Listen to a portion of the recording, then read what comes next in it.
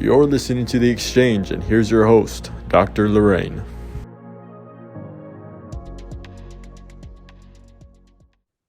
Welcome, everybody, to The Exchange with Dr. Lorraine.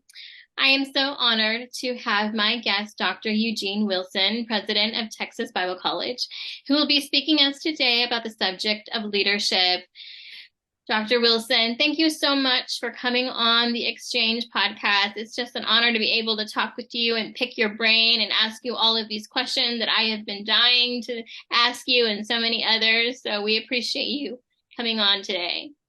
Thank you, Dr. Lorraine. I am looking forward to today. I love talking about leadership, so we'll have some fun, hopefully. Yes, absolutely. Yes, and I have read your book, Realign. And when I got done reading this book, I thought I have got to have Dr. Wilson on my show because there's so many things that I want him to share. If you haven't read this book, you're going to want to read this book. But if you haven't, he's going to share some really great insights. But I do want you to start, Dr. Wilson, and just talking to us about yourself, about where you're from, your family, your education, ministry, and anything else that you want to share with us, anything that's unique that our viewers or our listeners may not know about. Well, thank you. I'm a Hoosier. I grew up in Indiana. Mm-hmm. I'm a little farm town of 2,000 people, and it's just now starting to grow. It's right north of Indianapolis, Indiana, and they've got like 700 new homes coming in, so it's beginning to grow. But my grandfather started a church there many years ago, and he was the Sunday school director with the United Pentecostal Church for 27 years. And I'm the oldest grandson, so we were just kind of raised around that area. My dad's from Georgia, first generation Pentecostal.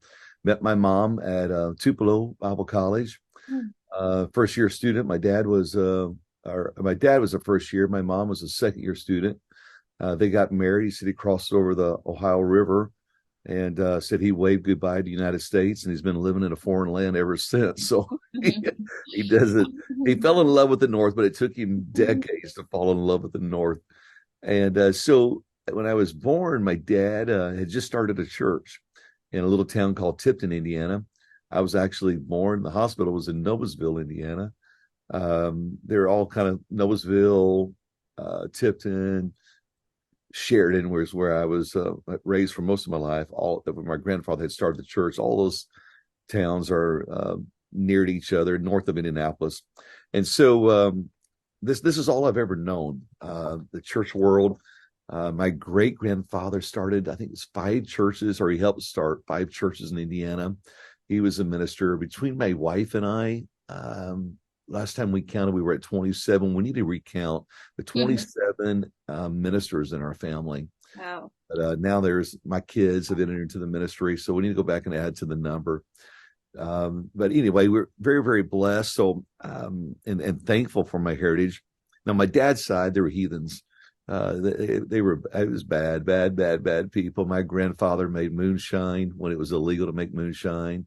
One of my dad's uncles shot and killed his brother-in-law one night. They had parties every weekend. He was drunk, got upset at the noise, and shot and killed him. Just crazy stuff. My mom's side of the family, like the Hatfield and McCoys, my mom's side of the family, they actually were God-fearing people, and many of them apostolics. And my wife, my father-in-law is named Simeon Young, and he was the editor of the Pentecostal Herald for many, many years, pastored in Terre Haute, Indiana for decades, and close to 35 years. And so I met my wife at youth camps in Indiana. Let me back up. I met her, I had her sign her name on a piece of paper, and I knew who she was. She did not know who I was. And so it was later, after I went to Bible college in Jackson, I went to a conference. I knew her brother. We played basketball on the basketball courts at campground in Indiana. And then he invited me to go out to eat with he and his sister. I met my wife, and she thought I was a nerd. And she was right. She was right about that. And so some years later, I'm out of school. I come back home. I ended up, my wife and I had developed this friendship, and then we started dating. Mm-hmm. And next thing you know, we're married. And about 3 years later, we felt led to move. And I pastored in East Tennessee. And Mhm. that's where I fell in love with fly fishing. And so I love to fish, grew up fishing these little ponds, but I fell in love with fly fishing. So I have fly fished Alaska. I just did my 7th trip in a row to Alaska. Done about 9 times. I hike. I love chasing trout. It's a big hobby. I fish all over the United States in the spring. Lord willing, the plans are I'm headed to Chile, be my second trip to Oh, Chile. But I've fly fished in Chile before, but this time I'm gonna go down to the Patagonia and spend about a week fly fishing in Patagonia. So it's a dream trip. And so anyway, I could go on and on about that. But while I was in, I'll just tell you real sure. quickly about ministry and some things that I experienced while I was pastor in East Tennessee. I lived in the church. It was a small home missions church. There's a lot of stories there. I could take a whole hour telling some of the stories, and but I just did what I knew to do based off of how I'd been raised. And my father had always pastored a smaller church, and so I'm in a smaller church. I had lived in a church when I was a baby. I don't remember it, but mom and dad for a while moved into a church because they started the church and they moved in to help make the church know. So I'm married. My son is born. He's just turned 20. He's getting ready to turn 27. So we're talking 26 years ago. Mhm. I moved into the church and about 25 years ago. So he was maybe 24. He was a little baby. He was a couple years old. And I moved in the church to help the church make its know. And one day I came home from church on a Sunday afternoon. I was so mad. I was mad at everybody. And I'm a very patient person, but I can get aggravated. And I was aggravated. And I was like, all I want to do is train leaders. This is frustrating. We're not getting anywhere. And I'm fussing and I didn't realize I was even talking to the Lord. I was pushing the lawnmower. And I said, I don't have to be here. I don't have to do this. I just want to train leaders. And the Lord spoke to me, said, train them. And Mm. I didn't say, yes, Lord, thy servant heareth, this God moment. I did the opposite. And Dr. Lorraine, I actually said, yeah, right. Like we've got 4 or 5 leaders to train. I was like really ticked. And the Lord spoke to me. He said, if you'll be faithful with a little, I'll give you much. Mm. And so I had no idea at that time that I would write books, that I would become a president of a college, that I would travel, speak, teach leaders around the world. I had no idea that I would sit in a little room of about 20 people in a country that you don't have the freedom that we have. Mhm. And as I'm teaching, a leader is sitting there, and I'm like, who is that guy? He just stood out. Mhm. He was tall, and most of the men are not tall in this nation. And I said something to my host, and I said, that guy over there, he goes, the guy looks like a farmer. And I said, yeah, the guy looks like a farmer. He said, well, he's the closest thing to a modern day Apostle Paul that I know of. He said he pastors 18 churches. He Wow. pastors 18,000 people. And he's sitting there in this room for a 2-day leadership training. And so the Lord was true to his word. If I'd be faithful to little, he would give much. And I could go on and on about the leadership things. I don't get to tell those stories a lot. I don't say it. I say it more in smaller settings. Uh, Mhm. it's just amazing to me. And so very, very thankful. So that's just a little bit of a brief history of my life. And anyway, I left from pastoring in East Tennessee, moved to Memphis, became family pastor, served for 9 years. And that's where I went back to school. And so I pursued a master's in human relations. And then I wanted to pursue my doctorate. And I was uncertain what to do. I didn't know how to do ministry, counseling, leadership. And I really, for about a year while I was working on my master's, I was like, what am I going to do? And I called a friend of mine up. It's Jason Gallion, and he's a good friend of mine. He's vice president at IBC. We've been fishing together for decades, taking the family vacations together, very, very close. And he said, Eugene, he said, turn around and look at the books on your shelf. I turn around, I'm in my office, and I'm just turning around looking at books. And he says, tell me how many books you have on counseling and how many books do you have on leadership. And I turned around, I had like a shelf or 2 of counseling books. Every single one of them I bought because I was a student and I had to buy them. Mhm. All of my leadership books, I hadn't studied the subject of leadership in an academic setting. And I had shelves full of them. They outnumbered my counseling books at least 10-1. I just started laughing. I said, yeah, I said, leadership is it. And so that was a fulfillment of really what was in my heart, is just trying to, morph your way there. And so that's a little bit of brief history of where I came from, what I've done. And from there, I moved on, transitioned to Texas, ended up in Katy by invitation to come be executive pastor. And then from Katy to Lufkin, Texas, where I serve as the president of Texas Bible College, and I travel a lot. So I still base out of Katy, still there, but I'm not there. It's kind of like I'm gone so much. And anyway, it's been a great journey. Very, very thankful. I feel like I'm just getting started, but I'm getting ready to turn 57. So I know that if I'm just getting started, it doesn't add up with the math. I'm doing everything I can to make a difference. Well, I wanted to ask you about your kids because your son, Cade, just got married recently. And Yes. to Larissa, and Larissa, she was at Urshan College when I was Yes. at Urshan Graduate School. And I know that she's doing Urshan Graduate School, or she's done with Urshan Graduate School. I'm not sure what that timeline is there.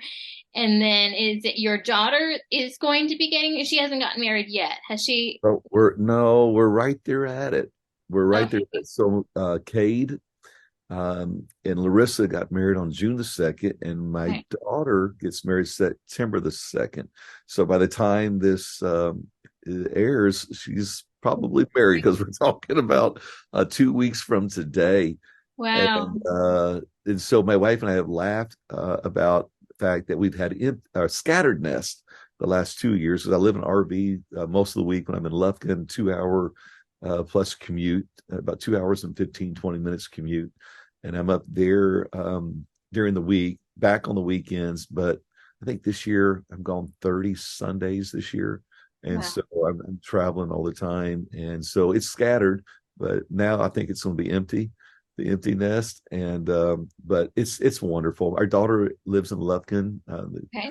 Guy she's marrying, he's the National Guard graduate of TBC. My daughter did 2 years at Urshan online, and then did the last 2 years at TBC in a counseling program. And so she's nearby. And my son, Cade, is a full-time band director in Katy. So when we're here on the weekends in Katy, we get to see he and Larissa. And she's almost done with her master's in theological studies. Okay. That's very She cool. graduates this next spring. I think she finishes at Christmas, if I remember right. And my son is about a year away from graduating with his Master's of Divinity Okay. at Urshan. So he's got his doctorate all planned out, and he can talk about all of the details of it. Maybe you can interview him someday. He's into stuff that I would never, ever think of, but he's smarter than his dad. He and Larissa both. They make a match. They're brainiacs. That's really cool. They're the power couple, the power brainiac couple. That's good. That's We're good. thankful. My wife and I, because my wife went back, I think she's getting the doctorate, same thing that you have your doctorate in, and pastoral care and counseling from Liberty. And I think she's doing a doctor of education. And so, but she's doing that as an adult learner, and I did as an adult learner. So I think all of that had an impact on our kids. So my daughter's want to go get her master's. My son's got his doctorate all planned out. And I'm thankful. I wish I would have done that when I was younger. Maybe I would have written more books. Started earlier. Although Peter Drucker, he was like a leadership and management guru. They say he wrote the vast majority of his books after turning the age of 65 years old. He wrote over two thirds after he was 65. And he actually wrote 27 books after he turned 65. So I hope I get to do that. Yeah, there's still hope. There's still hope. Absolutely. I'd like to write that many. I need a trout stream, a cabin up in the mountains, and a little bit of quiet time so I can write. That would be fun. It's your little writer's retreat. Yes. As hot as it is right now in Texas, I wouldn't mind that Oh, happening right now. oh, Days after days of 100+ temperature. I'm tired of it. oh, goodness. I'm in southern Arizona, so I'm with you there. We don't have as much humidity, but it's still pretty bone drying heat. So Yes. a lot going on. All of our listeners that are listening to that, don't have any idea of what we're talking about, you're blessed. But we'll Yeah. take our winners over your winners. Absolutely. And the snow, I'm okay with not seeing the snow or having to take or try to find somebody to take the snow and the ice off of my windshield. Yes, That's I'm not with the you. fun part of winter, that's for sure. I'm with you. So yeah, we just talked about your family. So congratulations on both of your children being married by the end of the summer. That's an amazing, incredible having it happen in such a short time. And that's going to be a great transition or different transition for you and your wife. But Yes. you guys are both very busy, like you said. You're traveling a lot, and you both work at TBC. You're the president, and your wife is she is the chair of counseling, the counseling Christian counseling program. Yes, ma'am. So that has life very busy. And I was just mentioning to you before the podcast that TBC has some amazing instructors this year. So very excited for the Thank direction you. that the school is going. So I wanted to just segue and kind of go into my next question for you. And you have written several books on leadership, but I wanted to focus basically on Realign, which is one of the books, as we mentioned, and the courses that is required for licensing. I believe it's the general licensing on Ministry Central. So I know that you have gone through your Doctor of Strategical Leadership, but where did the idea for this particular book come from, Realign? Thank you. So back to pastoring. I'm in East Tennessee, and it's a very small congregation, and I'm trying to move things forward. And I didn't know what I was doing. I look back on things that I did. And I so wish I could go back and relive some of it. I spent a lot of time focusing on things that, in the bigger spectrum of things, they would have been way down the list of top priorities. And yet I was so fixated with it. And so I knew that, I had to preach, I had to teach, I had to pay the bills, I had to clean the church, I had to mow the yard. I mean, it's a small congregation. I'm doing a lot. I'm trying to raise up leaders. I knew I had to do all those things. And yet it was like at the same time that I'm doing that, I'm wondering, what am I really supposed to be doing? Where do I go? How do I move things forward? So I just wrote a book to be released this fall, I think at General Conference. It's my first attempt to write a leadership fable. It's one of those books where it's kind of like, John and Jack and Jill went up the hill, and Jack fell down. His Spot came running after, and he knocked the ball down the hill and went chasing the ball. I mean, it's just like it's just as basic as all get out. And so we'll see. I sent it into Pentecostal Publishing House, and they said, "Yeah, we can work with this. We can make this happen." But I'm like, I've never written in this style in my life, and I like Patrick Lencioni. He writes leadership books. It's a secular writer dealing with leadership in companies. And I love reading his books because they're fables. Some people don't like fables. I love them because it helps me process the principle. It helps me grab a hold of it. And my doctorate is an applied degree. So I'm always looking at the research of a PhD. I need to be able to read it, understand it, and ascertain from it the practical things and how to apply that at different levels, whether it be a senior level of leadership or whether it be a lower level of leadership, entry level. And so my doctorate is being able to understand all those things and apply it. Well, I'm this young pastor, and I'm trying to find these things and find how to apply it. I play music. I'm not great. I started my son, and then he went on and went to another level, but I was like, I can play that bass if I can understand the basics. I can play the keyboard if I can understand, a 1 goes to a 4, it goes to a 5 chord, 5 can go to 2, 2 to a minor 6, I get all that, but I had to understand that first. And if I could understand those principles and that process, then I could take it and just make all kinds of things happen.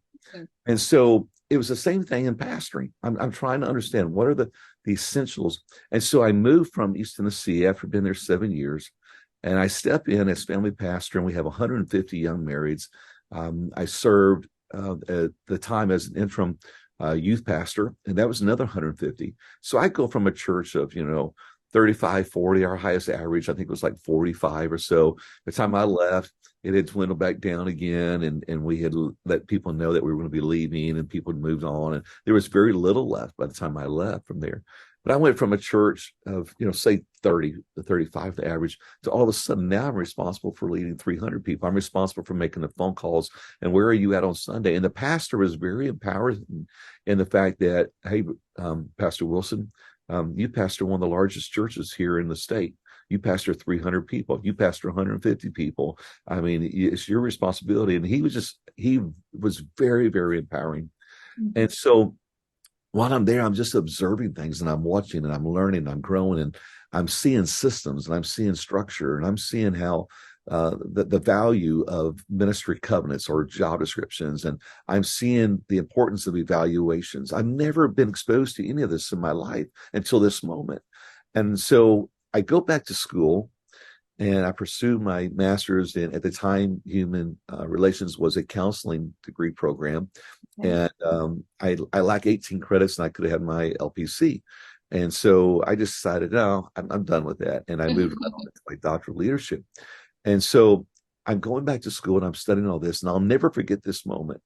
The senior pastor, I've been there maybe 3.5, 4 years. And I could take you to the place in the parking lot where we were sitting when he asked me the question.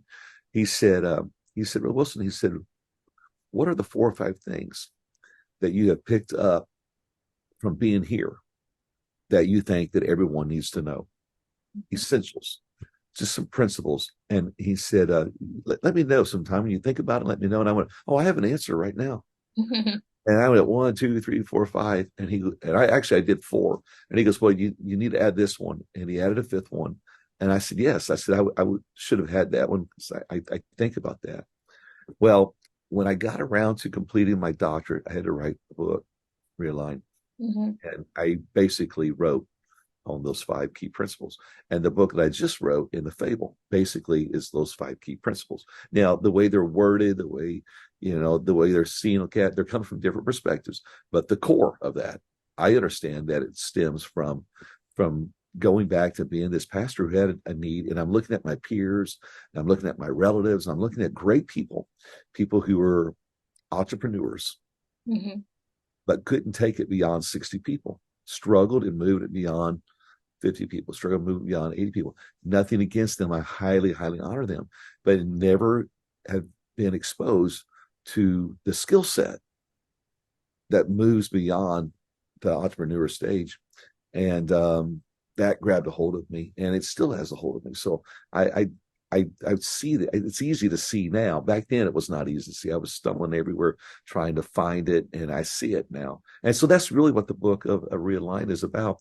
And so the wording of that goes back to that. I don't think we're really aligned with our purpose, right? Especially for fivefold ministry.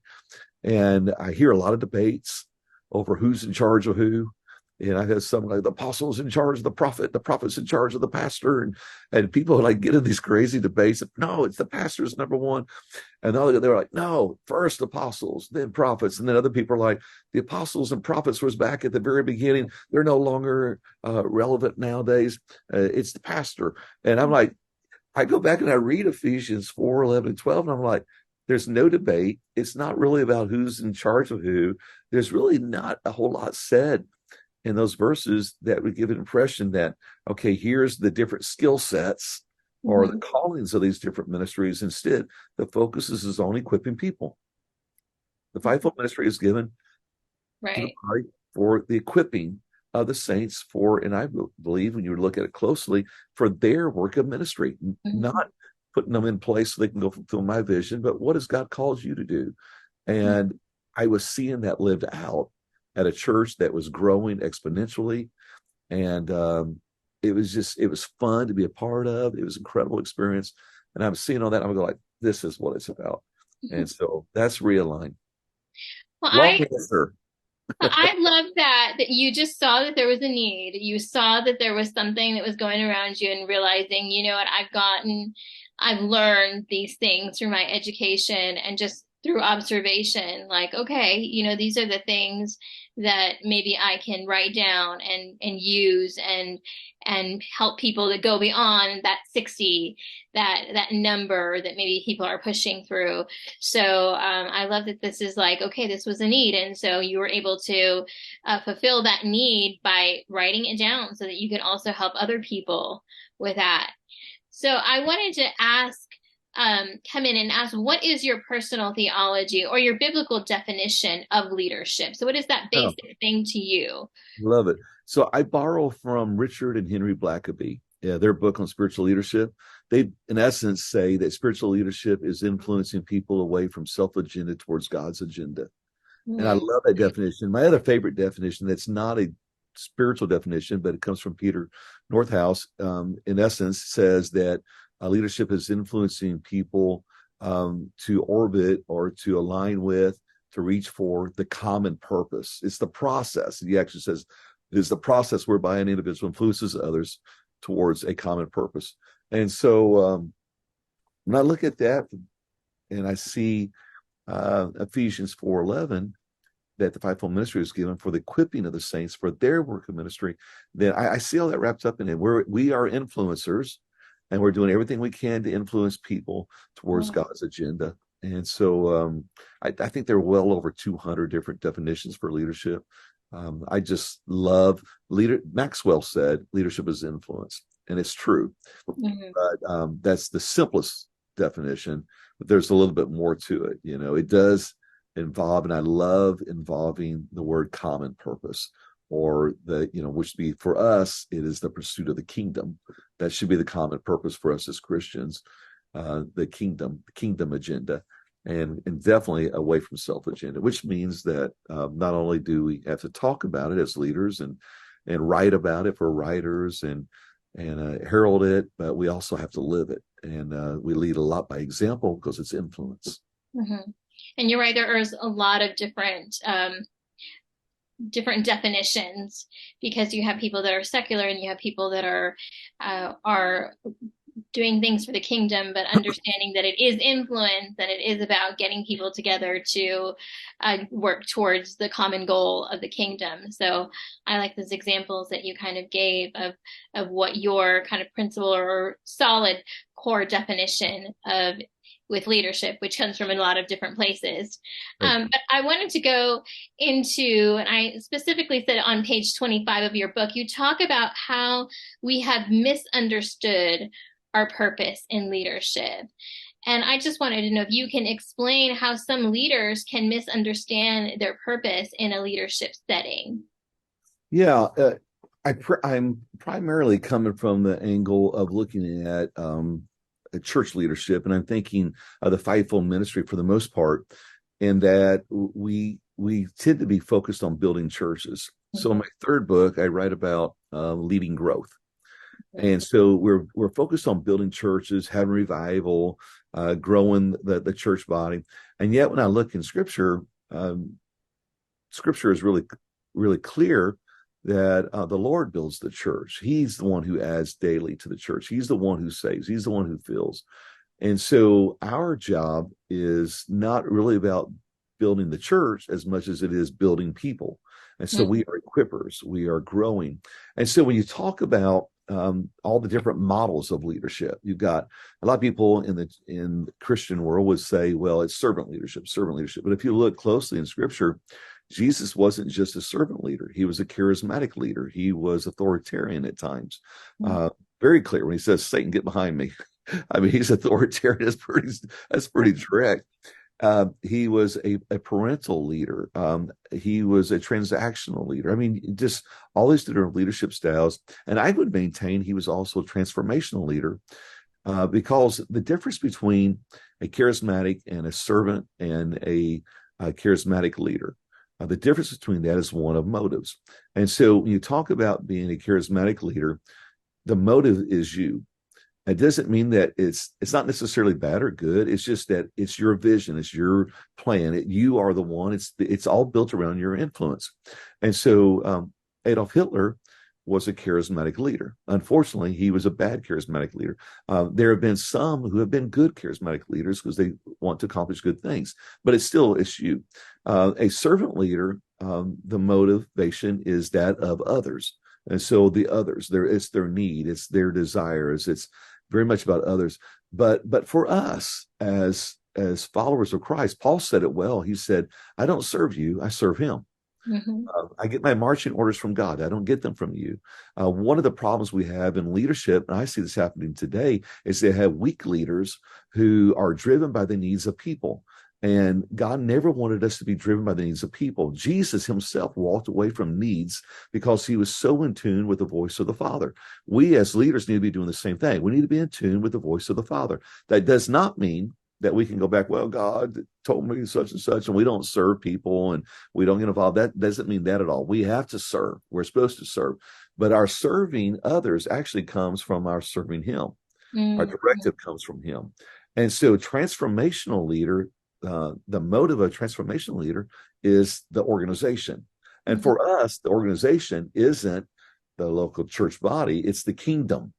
It's his kingdom. That is the motive. That's our central motivation. If you say motivation, it's the center of what we are doing, what we are orbiting around.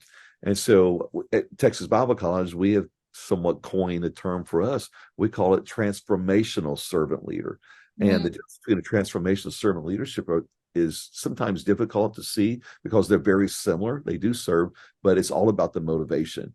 And transformational is alignment with I would say for the church, the kingdom principle, and the kingdom being the center, whereas the other people are the center. And so when you take that and you apply it to leaders of all stages, it could be a youth leader, it could be someone in ministry, it could be doing what you're doing. You can raise up an entire organization, nonprofit organization, where you are training people and equipping people in all different facets. Well, it goes back to those key principles, is that what I'm really trying to do is that I'm not trying to be a charismatic leader. I'm not necessarily just trying to be a servant leader, but I've got a kingdom agenda. I'm aligned with it. I'm trying to influence others. In doing so, I do serve people, but my serving goes back to the Lord, getting the orders from him. And then in doing all of that, what I become equipper. I'm equipping people. You are equipping people with this podcast. You are attempting to equip people. And so from that standpoint, we're functioning and operating as biblical leaders, as opposed to trying to get people, oh, I need this position over here filled. Oh, I need this position over here filled. And we're looking for someone who breathes, who is willing to take the job. And we plug, round pegs into square holes, trying to make it all work because we're driven by this thing that we're trying to accomplish so we can grow something. And I'm saying, no, if we'll take care of people and grow people, then everything that we're trying to build, God will cause it to flourish. And he did that with the church. We have a perfect example. So I think somewhere misunderstanding of some of these things. And I'm writing, I'm talking, I'm passionate about it, as you can see and hear. And because when people see this and begin to run with it, it makes a world of difference. I mean, churches can thrive, ministries can thrive, excitement in our lives, and that urge to get up early in the morning and hit the ground running because we're making a difference. And it's fun. It's fun. This is fun. Yes, it is. It's fun. I definitely believe that when you catch that vision, like you said, sometimes I think too that we think that when we're serving people, we're serving God. And that is to an extent, but it's like we serve God, and then through our commitment and our relationship with God, then, that allows us to serve people. But sometimes I think it's the other way around. If I'm not correct, that we try to serve people and thinking that's serving God. Well, it is to the extent, but we have to serve God first. Our main focus has to be the kingdom and what is the big picture. And then through that, then we are also serving and motivating, but kind of like aligning with the big picture, or the purpose giver, or the purpose giver, the dream giver, the order giver, or having, and then that all kind of goes up. That's kind of how I've been thinking about that, especially after reading your book, of kind of thinking about, okay, this is maybe going the wrong place, of thinking like we want to please people, and we do. We want to treat people right. We want to love people, but we're not understanding where the source comes. The source isn't coming from the right place. The source has to come from the right place, and then it'll be better. Yes. I'm hearing an echo. I love it. This is what I say all the time. I made up with it. I believe it. And thank you for articulating it so well. Mm-hmm. Thank you to all of our listeners on the Exchange with Dr. Lorraine podcast. This is where we are ending our part 1 of our interview with Dr. Eugene Wilson. Please stay tuned for the second part of this incredible episode coming next week. God bless.